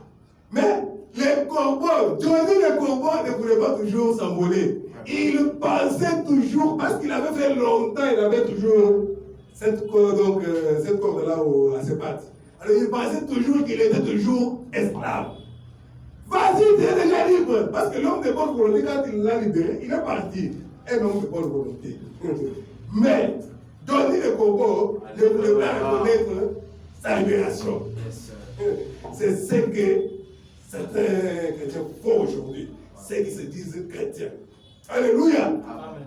Dans la prédication, il parle de ça dans la prédication Moïse, le grand serviteur, prêché le 22 janvier 1955. Au paragraphe 33, il dit ceci. Il y a quelque temps, un vieux fermier avait un champ de maïs. Les corbeaux passaient continuellement picoter son maïs.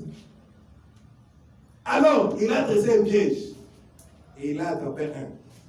Il a dit, je vais une fois pour toutes régler la question pour les autres. Il a lié ses corbeaux par les pattes, donc à une clôture, avec une corde à une clôture. Et ce pauvre vieux corbeau boitillait en sautillant. Il essayait de sauter, mais ça n'arrivait pas parce qu'on l'avait lié aux pattes. Écoutez maintenant. Et c'était pour faire peur aux autres corbeaux, pour qu'ils ne descendent pas dans le champ. Ce vieux corbeau boitillait en sautillant. Il n'arrivait pas à s'en aller. Parce qu'il était lié. Il crevait de faim. Pas de prédication pour nourrir son âme. Il crevait de faim. Il mangeait tout ce qu'il y avait tout autour. Alléluia. On peut présenter là, c'est ce qu'il mangeait.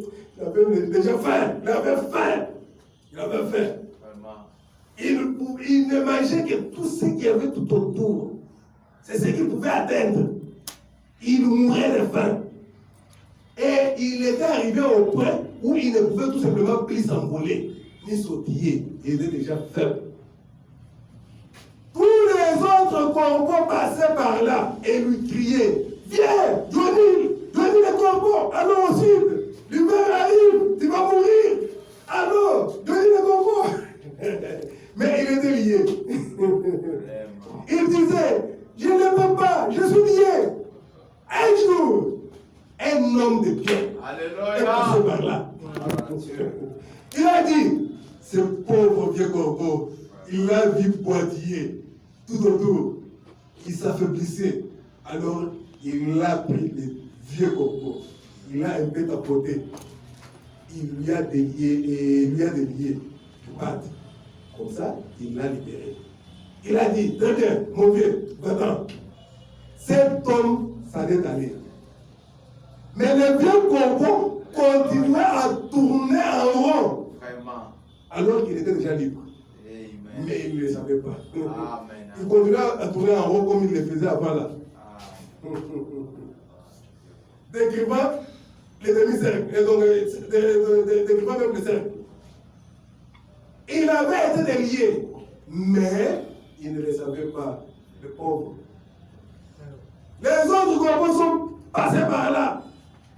Et on dit, viens Johnny le corbeau. Alors ensuite, l'hiver arrive. Il a dit, je ne peux pas, je suis toujours lié. Alors il était déjà délié. Johnny le corbeau. Lié. Mais déjà délié.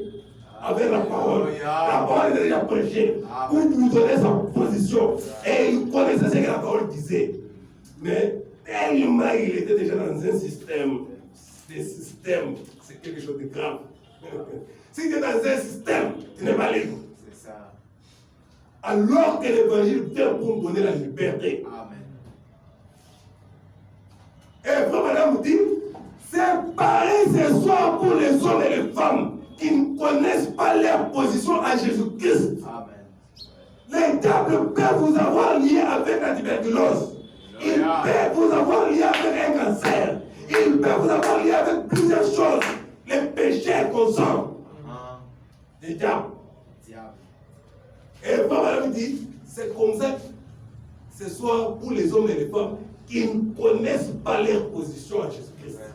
Parce que le diable les a liés, les avait liés. Mais Christ, l'homme de bien, Alléluia, a enduré votre jugement. Amen. Il vous a libéré. Que Dieu bénisse votre cœur. Amen.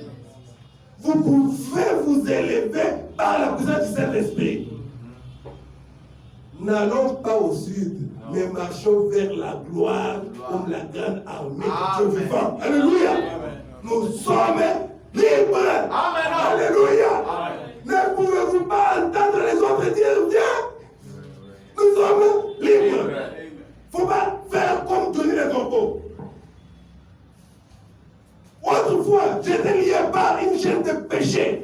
Mais ce soir ou ce matin, je suis libéré par Jésus-Christ. Amen. Alléluia. La madame dit Amen. Alléluia. Amen. Et vous avez quand la parole est prêchée, c'est à vous de faire des choix. Soit vous l'acceptez, soit vous le rejetez. Vous rejetez l'évangile ou bien vous l'acceptez. Quand vous rejetez l'évangile, Dieu vous scelle à dehors. Vous acceptez l'évangile, Dieu vous scelle du Saint-Esprit. Amen. Alléluia. Amen. Et quand vous êtes scellé à dehors de l'évangile, c'est ça la marque de la bête. Qui est le sceau de l'Antichrist. Alléluia. Mais il nous faut, quand la parole est prêchée, quand l'évangile est prêché, accepter cela. Amen. On ne va pas vous forcer. Et la grâce n'est grâce que pour celui qui l'accepte comme grâce. Et il faut reconnaître cette grâce-là. Amen. J'ai dit que nous allons prendre des nombreux exemples. Nous avons pris l'exemple de Johnny Le Corbeau. Nous allons prendre un autre exemple de ce jeune homme qui a été arrêté. C'était lors de la guerre de sécession aux États-Unis. Alors, il avait déserté. Quand il a déserté, il a été arrêté pour avoir déserté. Alors, selon la loi, il devait être fusillé, tué. Alléluia. Amen. Mais un de ses amis, disons ce que le prophète dit, c'est dans les instructions de Gabriel à Daniel, prêcher les 30 juillet 1961. Disons directement, le prophète, qu'est-ce qu'il dit de ces jeunes hommes-là? Il dit ceci au paragraphe 53. Vous souvenez-vous de la grâce accordée à l'homme qui a été fusillé? C'est que je raconte des fois. Pendant la guerre de sécession, alors qu'il était un homme honnête, un honnête homme, tu peux être honnête, mais si tu n'acceptes pas la grâce comme grâce, tu seras fusillé. Yes, sir. Tu peux être bon, tu donnes des aumônes aux pauvres. Ce n'est pas ça. C'est bien, mais ce n'est pas ça. Parce que le jeune homme riche a vu Jésus, il a dit, qu'est-ce que je peux faire pour l'éternel?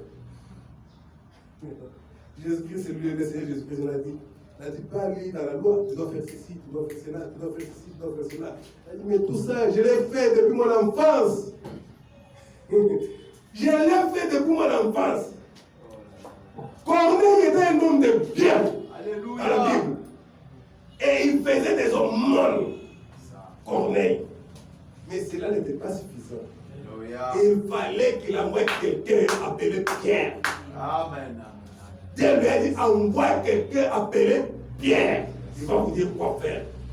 Tu peux être un homme de bien. Mais cela ne suffit pas.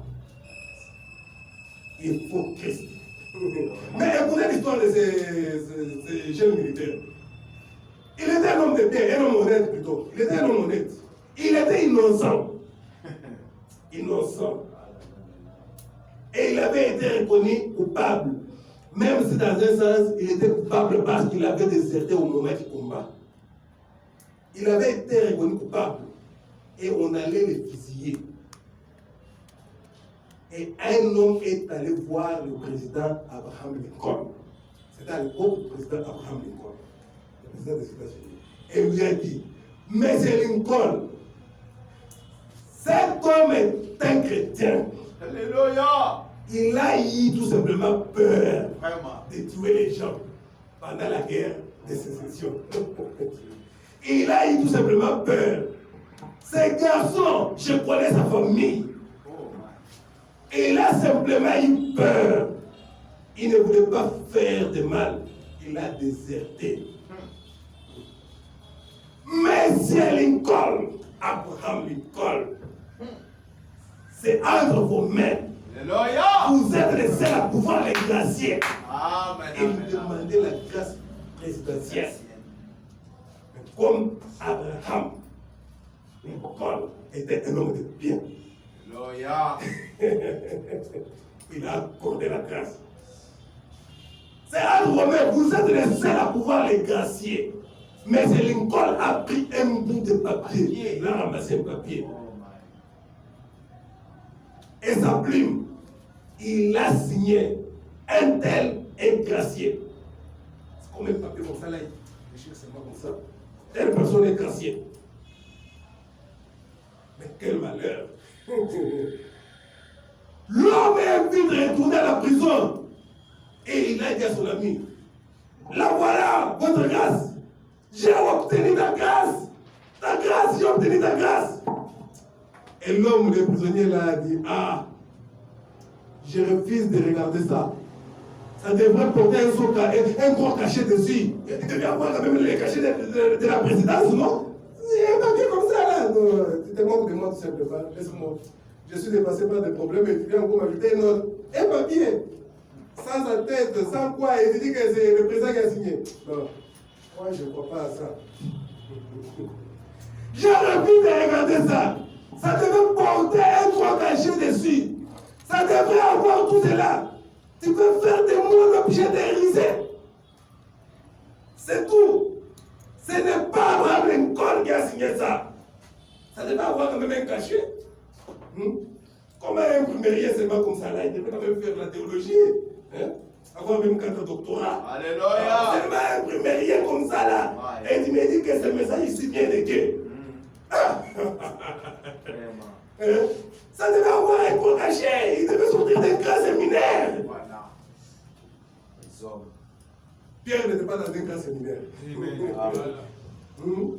Quand même Paul était dans un grand séminaire, mais ce n'est pas le grand séminaire là qu'il a servi. Amen. Il était au pied de Gamaliel. Amen. Mais ce n'était pas ça qu'il a prêché. Il a dit, ce que je prêche, je l'ai reçu par révélation. Il a fait 3 ans et demi dans le désert d'Arabie. Alléluia. Amen. Ce n'est pas le grand séminaire, ce n'est pas la théologie. C'est par révélation. Alléluia. Et cet homme, ici nous essayons d'actualiser la chose. Mais lui avait un bout de papier signé, tel homme est gracié. Signature Abraham Lincoln. Là, ah, il n'y a pas de cachet. Il n'y a pas d'entête. Un bout de papier comme ça ramassé par terre. Un président, non, ça, c'est que tu viens m'ajouter seulement la tristesse à ce que j'ai déjà. Il dit n'importe qui peut imiter sa signature. Mais ça devrait être identifié par son cachet quand même. Et tout, si ça venait de lui. L'homme a beaucoup insisté, c'est lui qui a mené la grâce là. Malgré tout, le prisonnier pensait qu'il plaisantait. Peut-être ce que je suis en train de faire ici. Donc, quelqu'un peut penser que je suis en train de plaisanter. Non. Je suis en train de vous présenter la grâce signée. Ça venait d'un homme de bon cœur, un homme de bien, Abraham Lincoln. Amen. Il a pensé qu'il plaisantait. Alors, le monsieur est parti après avoir insisté. Mais c'est ta grâce, tu vas présenter ça le matin, on ne va pas te visiter. Non, il a dit non, il n'y a pas de cachet, il n'y a pas. Non, moi je refuse. Ça, ce n'est pas Abraham Lincoln. Alors il est parti. Le lendemain matin, il a été fusillé. On l'a tué pour avoir déserté. Et puis, après qu'il a été fusillé, il y a eu ensuite un procès devant la Cour fédérale. Parce qu'Abraham Lincoln avait signé la grâce de cet homme 24 heures avant son exécution. Alléluia. Et que le gouvernement l'avait quand même fait fusiller. Amen. Et alors, alors la Cour fédérale. Alléluia. Parce qu'on a dit, mais comment le président a signé la grâce présidentielle et vous tuez la personne? Alors, c'est parti en procès. Et après les enquêtes des consorts, alors la Cour fédérale des États-Unis a dit, Alléluia. on a rendu l'arrêt suivant. Seigneur. La Cour fédérale disant, une grâce n'est pas une grâce à moins d'être acceptée en tant que grâce. Amen. Comme la personne elle-même, qu'on avait graciée, n'a pas accepté cette grâce-là, il a été fusillé. Amen. On a dit c'est un ordre. Gloire à Dieu. Parce qu'il devait plus même accepter que ma grâce. Et aujourd'hui, nous avons reçu le message de grâce. Amen. Alléluia. Amen. Et Jésus a racheté Israël au calvaire. Mais ils n'ont pas bénéficié de cette grâce. Parce qu'ils ne l'ont pas accepté comme grâce. Ils ont dit que son sang tombe sur nous et sur nos enfants. Et ils ont payé ça avec le général Romain Titus à l'an 70 après Jésus-Christ. Alléluia. Que cela tombe sur nous et sur nos enfants. Ils ont rejeté la grâce qui leur avait été offerte par Dieu lui-même. Et ils ont payé pour ça.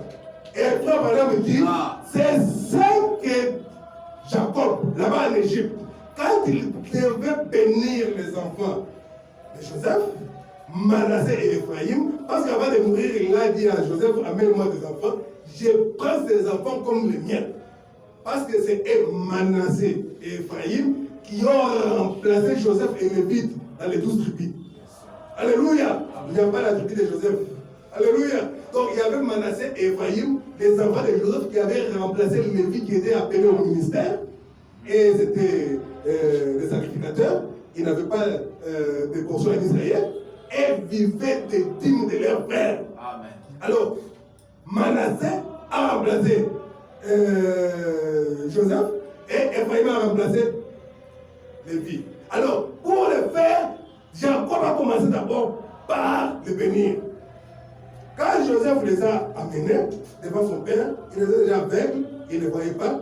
Il l'a placé parce qu'il savait que papa va faire. Alléluia. Il a pris l'aîné, il a mis la droite de papa, c'était Manassé, et Ephraïm était à sa gauche. Comme ça, papa va le bénir. Mais quand Jacob voulait bénir les enfants, il a croisé ses bras comme ça. Joseph a dit non, pas comme ça, papa. L'aîné est à droite. Il a même essayé d'enlever les mains de Jacob. Jacob a dit non, laisse. C'est Dieu qui a croisé mes mains. La bénédiction de l'aîné est allée sur les cadets. Ce qui était prévu pour Israël est allé sur les gens des nations. Amen. Alléluia. Amen. Parce qu'ils n'avaient pas reçu la grâce comme étant une grâce. Et la Bible dit dans Actes, il s'est retourné vers les gentils pour se chercher un peuple qui peut porter son nom. Amen. C'est-à-dire son épouse. Amen. Parce que nous étions les hommes des gentils, les gens des nations. Nous n'avions pas de part en Israël. Alléluia.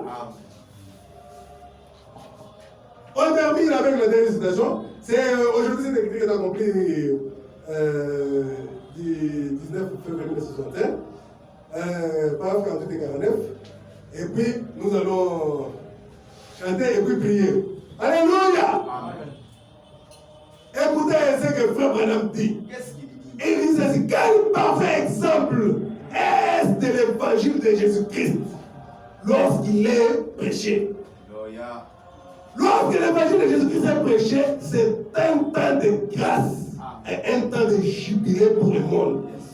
Peu importe qui tu es, peu importe ta couleur, peu importe ta dénomination à laquelle tu appartiens, peu importe combien tu es tombé dans le péché, ou ce qui ne va pas avec toi, tu peux devenir libre lorsque tu entends sonner la trompette de l'évangile. Tu es libre. Alléluia. Amen. Mais si tu tournes les dos au message et que tu refuses de l'écouter, remarquez, on te perce l'oreille avec un poisson. Cela veut dire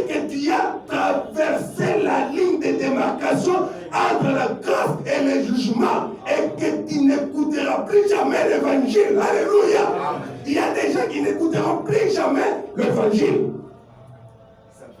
Parce qu'ils ont écouté, ils ont rejeté, écouté, rejeté. Et ils rejetteront ça, frère, madame, dit pour la dernière fois.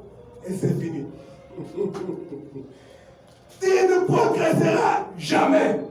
Tu dois demeurer un esclave du système dans lequel tu te trouves pour le reste de ta vie. Si tu refuses d'écouter l'année des grâces. Alléluia. Quand la parole est prêchée, c'est l'évangile de grâce. C'est le jubilé. Amen. À toi de prendre ta décision. Et j'accepte la chose. Amen. J'accepte d'être libre. Amen. Mais si tu refuses, on va prendre seulement ton oreille. C'est l'oreille qui a entendu le son de la trompette. Alléluia. On la trouve. C'est fini. C'est un symbole, un signe que même s'il y a d'autres jubilés qui seront sonnés, tu restes esclave. Parce que tu n'as pas voulu accepter ta liberté quand cela t'avait été présenté. Même si tu commences à pleurer après, ça sera trop tard. Esaü a pleuré, c'était déjà trop tard. Il avait vendu son droit d'aînesse à Jacob. Alléluia. Lui pensait que c'était une petite chose. Oh, tout le monde c'est les moyens qu'il a mangé. Oh non, c'est mon moyen. Oh non, petit frère, non. Ah, bon. Ah, si tu veux, moi je deviens grand frère. Ah, pas de problème, tout le monde. Je mange. Mais quand il s'est rendu compte par après, c'était trop tard. La bénédiction était déjà sur Jacob. Alléluia. Alléluia. Amen. Et quand la parole est présentée, nous devons tous faire un effort pour entendre le son de la trompette. Et il faut que le son aussi soit clair. Pour que les gens se préparent. Parce qu'il y a la trompette, quand la trompette sonne, il y a une trompette qui sonne pour les jubilés, il y a une trompette qui peut sonner pour la guerre, une trompette qui peut sonner pour un personnage important, une trompette qui peut sonner pour la fête. Donc il y a plusieurs trompettes. Mais aujourd'hui nous allons parler de la trompette du jubilé. Et nous avons dit que la trompette du jubilé, c'est la trompette de l'évangile pour nous aujourd'hui. Alléluia. Que Dieu vous bénisse. Amen. Alors,